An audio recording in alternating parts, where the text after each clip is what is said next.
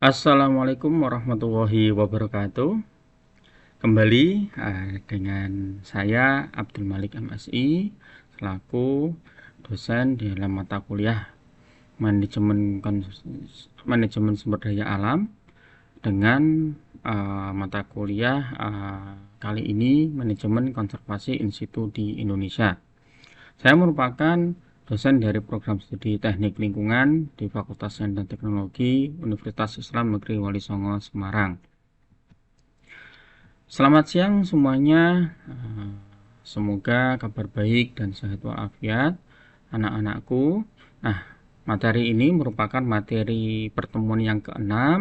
Ini adalah manajemen konservasi in situ di Indonesia. Maka simak baik-baik ya. Nah, sebelum kita memasuki materi perkuliahan, mari kita berdoa dulu. Mudah-mudahan apa yang kita pelajari hari ini dapat bermanfaat. Liridhoillah wa lisyafaati Rasulillah ala dunia sholih al-Fatihah. A'udzubillahi minasyaitonir rajim. Bismillahirrahmanirrahim. Alhamdulillahirrahmanirrahim. Maliki yaumiddin. Iyyaka na'budu wa iyyaka nasta'in. Shiratal mustaqim. Shiratal ladzina an'amta 'alaihim ghairil maghdubi 'alaihim waladdallin. Amin. Amin ya rabbal alamin. Nah, anak-anakku, di dalam kemampuan akhir pada materi ini mahasiswa dapat memahami manajemen konservasi in situ. Nah, indikator yang dicapai adalah ketepatan menjelaskan keanekaragaman hayati, ketepatan menjelaskan makna konservasi, ketepatan menjelaskan jenis-jenis konservasi, dan yang terakhir adalah manajemen konservasi in situ yang ada di Indonesia.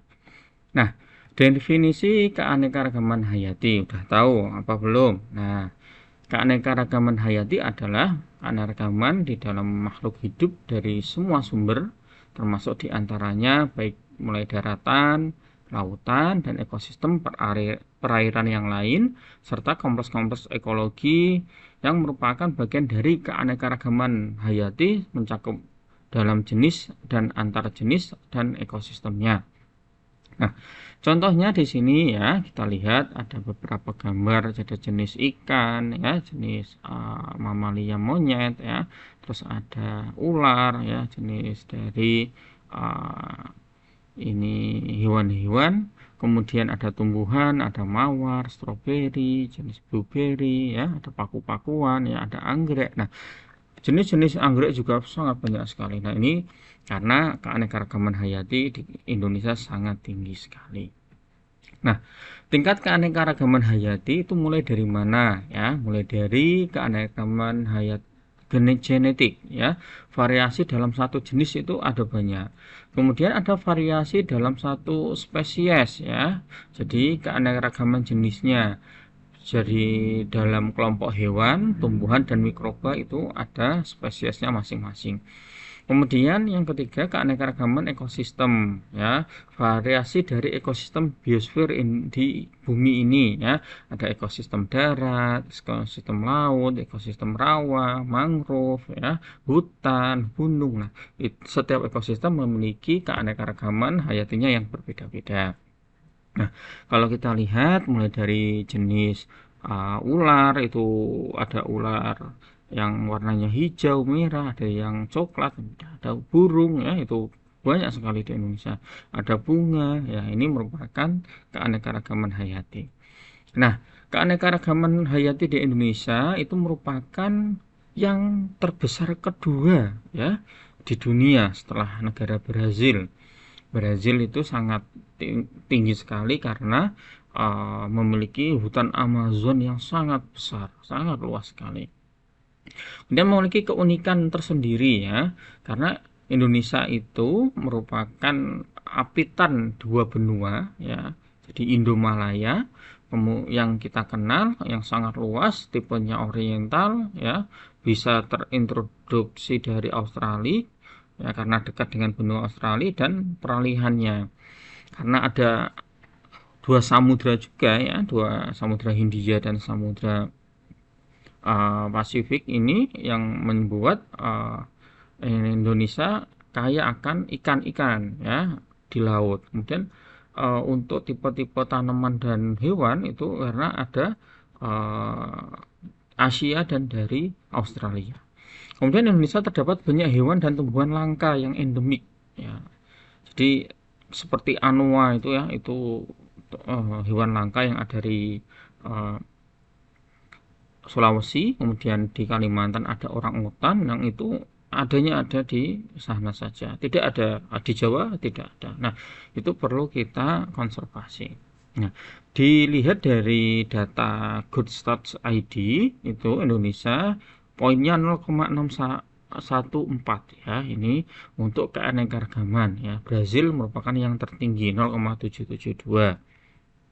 Nah, keanekaragaman hayati itu sudah disebutkan Allah dalam Al-Quran surat At-Toha ayat 53 yang bunyinya A'udzubillahi minasyaitonirrajim Bismillahirrahmanirrahim Alladzi ja'ala lakumul arda mahdan wa salaka lakum fiha subulan wa anzala minas samaa'i ma'an فأخرجنا به أزواجا من نبات شتى.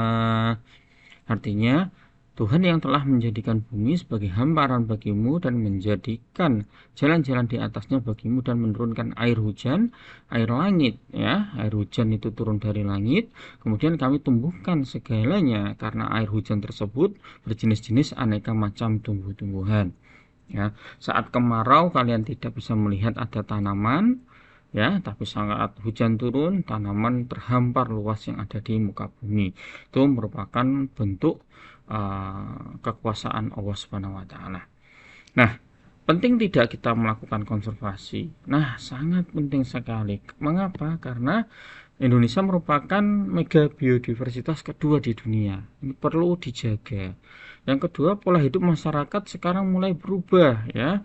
Keanekaragaman sehingga menjadi berkurang karena perubahan dari hidup ya. Sekarang itu masyarakat Indonesia semakin banyak, populasi meningkat, butuh tempat tinggal, butuh tempat hidup. Maka uh, banyak sekali lahan-lahan pertanian dirubah menjadi pemukiman, lahan-lahan hutan jadi pemukiman dan pabrik. Nah, ini perubahan lahan. Nah, ini perlu dilakukan konservasi. Nah, hutan tropis di Indonesia ya, ini sangat luas sekali ya. Kita merupakan hutan terbesar ketiga di dunia, maka perlu kita jaga. Merupakan 10% dari dunia. Kemudian keanekaragaman hayati ada jenis alga, lumut ya, ada flora tumbuhan jenis kupu-kupu, fauna vertebrata, paku-pakuan ya, jamur itu sangat beraneka ragam dan ini semuanya belum terekspos atau belum diteliti. Nah, maka ini juga jadi lahan penelitian bagi mahasiswa ya.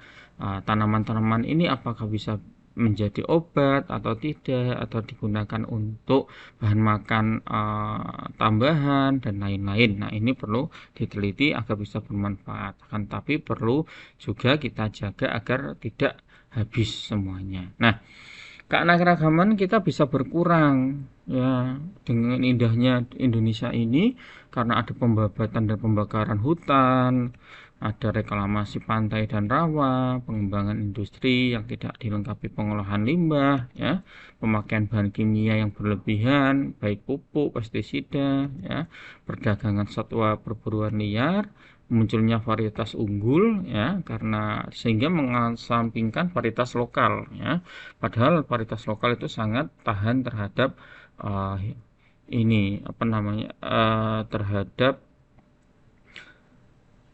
penyakit ya begitu. Nah, pemanasan global. Nah, global warming ini menjadi isu dunia dan isu juga di Indonesia dalam menjaga negara kita agar tidak tenggelam ya. Ada beberapa kota yang sudah diramalkan 10 tahun lagi tenggelam ya. Nah, itu perlu kita antisipasi.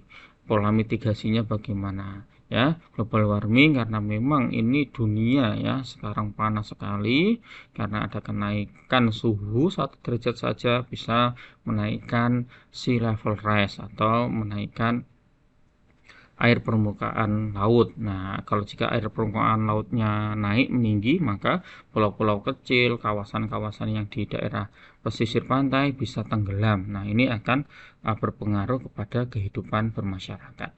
Nah, usaha apa yang bisa kita lakukan? Nah, usaha-usaha konservasi dengan cara kita menanam tanaman di daerah hulu, di atas hutan, ya, agar apa? Bisa menangkap air, menjadi catchment area, ya. Kemudian tumbuhan ini juga menjadi konservasi agar berkembang, begitu. Nah, dasar hukumnya apa dalam kita mengkonservasi adalah Undang-Undang Nomor 5 Tahun 1990 tentang konservasi sumber daya alam hayati dan ekosistemnya. Nah, konservasi sumber daya alam menurut undang-undang apa sih? Nah, merupakan pengelolaan sumber daya alam yang menjamin pemanfaatannya secara bijaksana dan bagi sumber daya terbarui, menjamin kesinambungan persediaannya dengan tetap memelihara dan meningkatkan kualitas nilai dan keragaman. Ya, kita harus menjaga secara bijak, mengambilnya juga secara bijak, ya, agar generasi sekarang bisa termanfaatkan, generasi berikutnya juga bisa dimanfaatkan. Nah, jenis konservasi yang ada di Indonesia ada dua, in situ dan ex situ. Ya, kalau in situ itu apa sih? Ex situ apa sih? Oke. Nah, konservasi in situ adalah melindungi kawasan hutan maupun perairan pada habitat aslinya. Ya, jadi di lokasi aslinya tidak dirubah-rubah. Sedangkan konservasi ex situ itu melindungi konservasi yang di luar habitat aslinya. Jadi ada tanaman dari berbagai daerah dijadikan satu tempat itu namanya ex situ. Oke. Kemudian jenis konservasi in situ ada taman nasional, ada cagar alam, hutan wisata, taman laut, dan hutan lindung. Nah, ini yang asli di habitatnya. Nih, Taman Nasional ada Taman Nasional Komodo, Taman Nasional Loren, Cendrawasih, Wakatobi, ya, Bukit Barisan Selatan, Karimun Jawa, Baluran, Ujung Kulon, Gunung Leuser, dan Kerinci. Nah, kalian bisa lihat itu ya keindahan alam di Taman Nasional. Nah, silahkan bisa berkunjung ke sana untuk rekreasi atau untuk belajar dan penelitian. Kemudian konservasi ex situ ada bangken. Nah, ini untuk menyimpan benih ya. Jadi benih-benih dari lokasi lain disimpan. Kebun raya. Nah, pernah ke kebun raya? Oke, kebun raya Bogor ya yang paling terkenal ya. Itu merupakan kebun raya dari kumpulan tumbuh-tumbuhan ya, begitu yang dikonservasi. Nah, contoh kebun raya ada kebun raya Samosir, kebun raya Bogor, Cibodas, Kuningan, kebun raya Purwodadi, dan kebun raya Eka Karya di Bali. Nah, usaha kita apa dengan agroforestry? Kita bisa menanam tanaman yang sangat berdampingan, tidak merusak hutan ya untuk kebutuhan. Kemudian kita harus mencegahnya ya agar konservasi tetap berjalan, mengurangi global warming, memanfaatkan sumber daya alam secara bertanggung jawab, mengubah pola pikir, penguatan hukum lingkungan. Nah, ini upaya untuk pencegahan agar konservasi tetap berjalan. Oke. Apa yang kita bisa pelajari hari ini? Nah, kita simpulkan keanekaragaman hayati Indonesia sangat tinggi sekali, maka perlu dipertahankan dan dilestarikan agar upaya konservasi dan pemanfaatan lahan secara agroforestry. Terdapat dua jenis konservasi, yang pertama in situ dan ex situ, kemudian Aswaka Marga Satwa Cagar Alam contohnya in situ, Bangken dan Banbeni contohnya dari ex situ.